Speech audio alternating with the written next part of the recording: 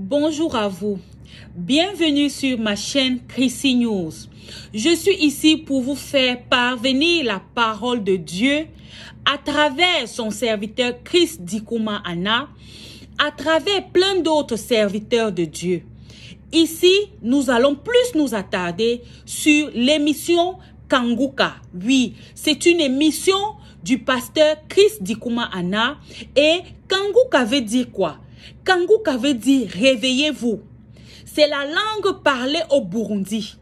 Désormais sur cette chaîne Chrissy News, installez-vous bien parce que nous allons vibrer au rythme de Jésus-Christ de Nazareth. Nous allons danser au son du Saint-Esprit. Nous allons vibrer. Nous allons nous réjouir avec les chérubins, les séraphins, les principautés, pour ne citer que cela. Installez-vous bien, nous allons bientôt décoller. Je vous salue tous, chers auditeurs de l'émission Kanguka. Mon nom est Chris Dikouma Anna. Aujourd'hui, nous sommes jeudi. Je bénis le Seigneur pour toutes les personnes qui nous témoignent que ces enseignements sur le changement de mentalité de jeudi ont un impact positif sur leur vie. Le but est que ceux qui me suivent changent de mentalité. Nous sommes appelés à changer de mentalité conformément à la parole de Dieu. Jeudi dernier, on a terminé sur la dot. Je parlais sur la dot depuis le début de l'année et on a compris que nous devons nous conformer à la parole de Dieu. Il y a des choses qu'on suit mécaniquement sans réfléchir, mais si les mentalités changent, on va faire des choses qui créent la gloire de Dieu et qui nous permettent de vivre conformément à la parole de Dieu. Aujourd'hui, je veux qu'on commence un autre sujet, un sujet qui est différent de d'autres, qui est différent de ce qu'on disait depuis le début de l'année. J'aimerais qu'on commence un nouveau sujet intitulé « Se réjouir avec ceux qui se réjouissent ». Nous sommes appelés à se réjouir avec ceux qui se réjouissent. C'est ce que la parole de Dieu nous demande. Mais c'est difficile, non seulement dans le monde, mais aussi dans l'église. C'est ce qui est étonnant parce qu'on a l'impression que dans l'église ça devrait marcher, mais ça ne marche pas dans l'église. Dans l'église, on voit une jalousie parfois qui est semblable à celle qui est dans le monde. Ça, ce sont des choses que nous voyons à l'intérieur de l'église, pas en dehors de l'église, mais dans l'église. Cependant, il y a trois esprits qui dominent, trois esprits qui règnent dans beaucoup d'églises qui sont appelées comme église des saints, église des enfants de Dieu qui ont accepté Jésus comme les sauveurs et Seigneur. Et trois esprits qui dominent sont la jalousie,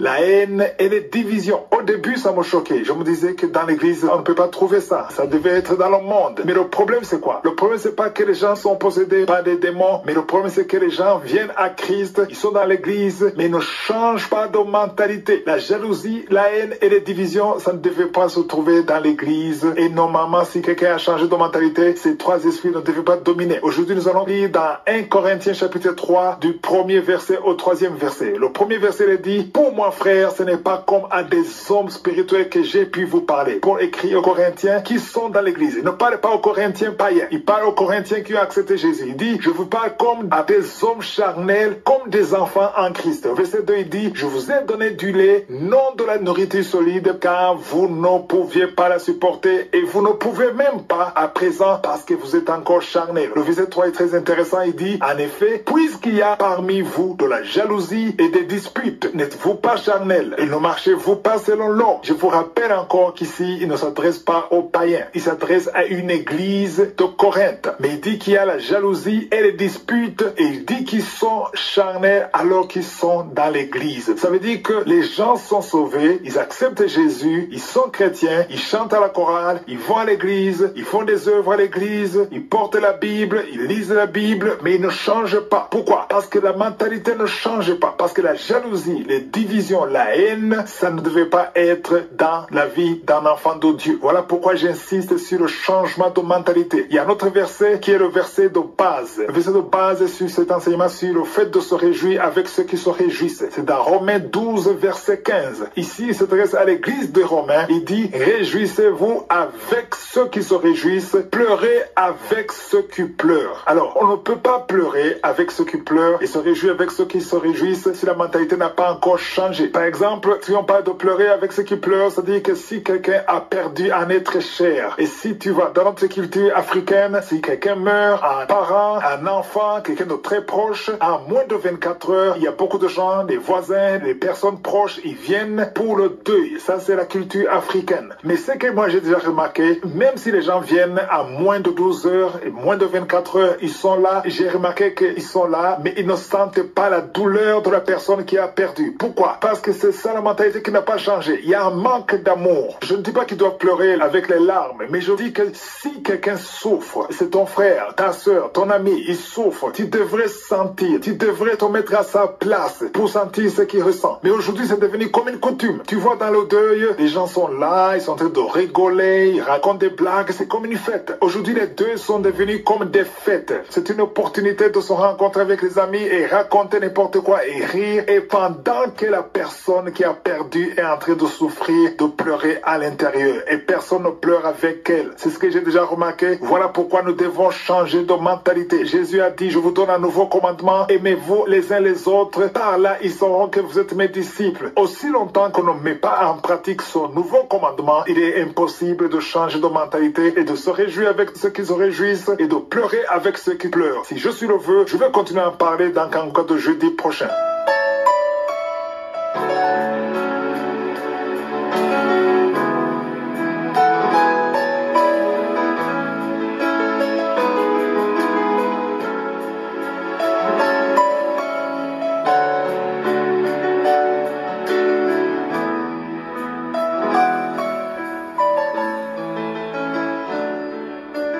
Nous arrivons maintenant au moment consacré à l'enseignement. Nous poursuivons la lecture du livre des Thessaloniciens, la deuxième lettre que Paul a écrite à l'église de Thessalonique. Nous étions dans 2 Thessaloniciens, 3e chapitre. C'est le dernier chapitre et on va terminer cet enseignement demain. Hier, je vous parlais du verset 6 et 7. On a vu que Paul demande aux Thessaloniciens de ne pas vivre dans le désordre et surtout qu'il faut s'éloigner de ceux qui vivent dans le désordre. Pourquoi est-ce qu'il dit qu'il faut s'éloigner de tout frère qui vit dans le désordre? Parce que le désordre est contagieux. C'est comme une maladie. Si tu restes avec une personne qui vit dans le désordre, qui ne travaille pas, qui est paresseux, qui dit des choses futiles tout le temps, tu es avec la même personne tous les jours, tu finiras par être contaminé. Voilà pourquoi il faut te protéger et protéger ton cœur. Mais au verset 7, il dit, vous savez vous-même comment il faut nous imiter. Il demande qu'ils doivent les imiter parce que eux, ils n'avaient pas vécu parmi eux dans le désordre. On voit bien que Paul travaillait. Il dit, nous qui? Lui, Timothée et Sylvain et tous les apôtres,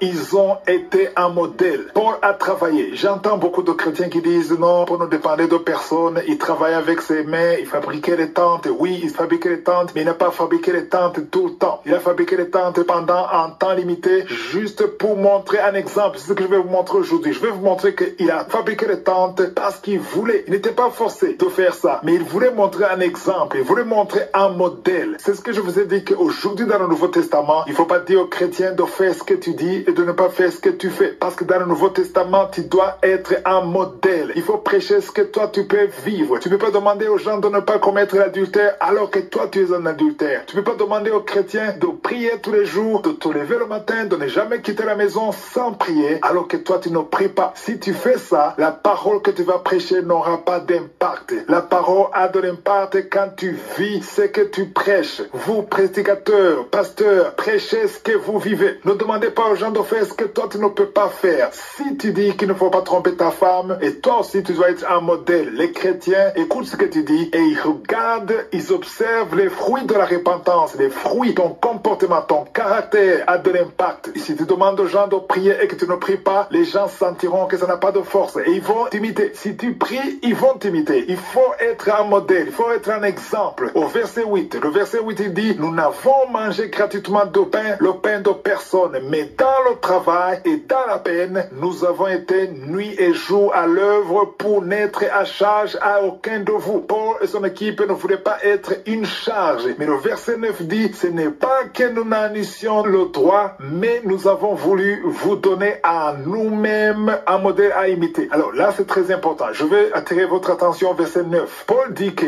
lui et les apôtres, ils avaient le droit de dépendre financièrement des chrétiens de Thessalonique. Autrement dit, il dit que les chrétiens chrétiens, normalement, devraient les assister financièrement et que c'était leur droit. Normalement, ils devraient faire ça. Mais il dit, c'est notre droit. Mais nous n'avons pas voulu utiliser, profiter de ce droit parce que nous avions une mission. Et la mission était claire. Nous voulons être un modèle. Nous voulons vous montrer comment se comporter. Donc, Paul a révisé les dons des Thessaloniciens juste pour être un modèle et leur montrer comment il faut travailler. Il en a aussi parlé dans le livre de Corinthiens. Si vous lisez dans 1 Corinthiens chapitre 9, verset 11, il a dit, si nous avons semé parmi vous les biens spirituels, est-ce une grosse affaire si nous moissonnons vos biens temporels? Ici, il veut dire, nous avons prêché, nous avons béni spirituellement, donc naturellement, nous sommes censés récolter le bien temporel. C'est-à-dire, les biens temporels, c'était les finances. Si vous nous supportez, c'est tout à fait normal. C'est ce qu'il est en train de dire ici au verset 11. Mais au verset 12, il a dit, mais nous n'avons point usé de ce droit. Ici, c'est très important. Nous n'avons point usé de ce droit. C'est-à-dire, ils avaient ce droit, mais ils ont refusé ce droit. Il dit, au contraire, nous souffrons tout afin de ne pas créer d'obstacles à l'évangile de Christ. Ils avaient remarqué qu'ils étaient paresseux et ils se sont dit, il faut qu'on montre l'exemple. C'est ce qu'il faut retenir ici au verset 9. Tout prédicateur qui m'écoute, tu dois d'abord prier pour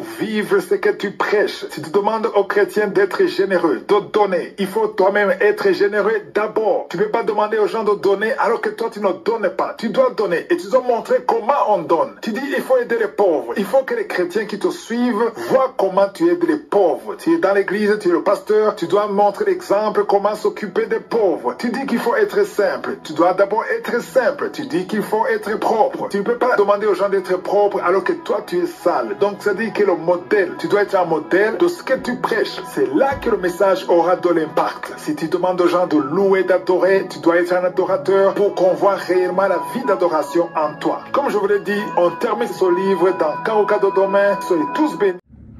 Nous sommes arrivés au terme de cette vidéo.